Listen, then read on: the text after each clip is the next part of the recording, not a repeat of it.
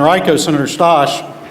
Mr. President, ladies and gentlemen, we refer to this in our vernacular as the Revenue Stabilization Fund, but others of us refer to it as the Rainy Day Fund, and I want to chat with you just a little bit about this particular item. I actually have a lot of experience with rainy day funds, and I wanted to share a little bit of that with you and then call your attention to some handouts that we have. Most of us who grew up as I did found themselves entering into the military service at a very early age, and I did that. And upon entering the United States Army, I was issued a lot of things. I was issued a helmet and a canteen and a field jacket, some boots, an M1 rifle, a bayonet, and all the other necessities that a young soldier was expected to have. But I was also issued something else that I did not expect that became very important to me. It was a brand new $20 bill. And I was instructed to take that $20 bill and secrete it somewhere, keep it in the event of some tragedy, some occasion that I would need to use that. And Mr. President, I carried that $20 bill through my entire 36 months in the Army, and I tucked it away in my wallet. And several occasions I did have to use it. Medical emergency, family emergency. Maybe I just ran out of money because $89 a month was not a whole lot to spend. But in any event, that was my first experience with a personal rainy day fund.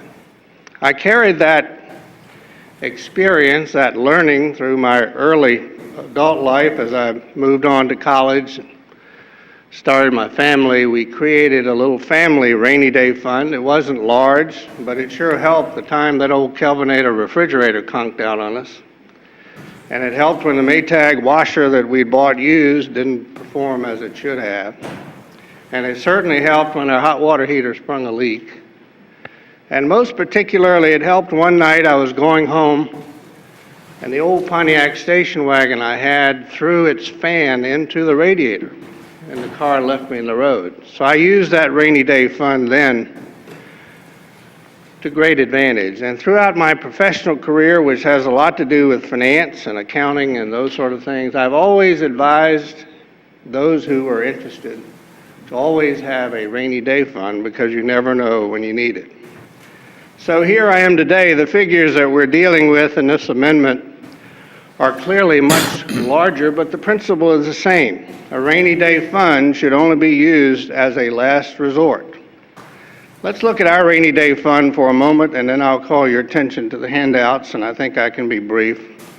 But for those of you who were not here, this started in 1993 as a constitutional amendment, and prior to that, we really created a rainy day fund, but we did it by not appropriating all the revenues that were available. We carried something over from year to year, and that was our way of being conservative. That was our way of perpetuating a balance. We just didn't call it a rainy day fund.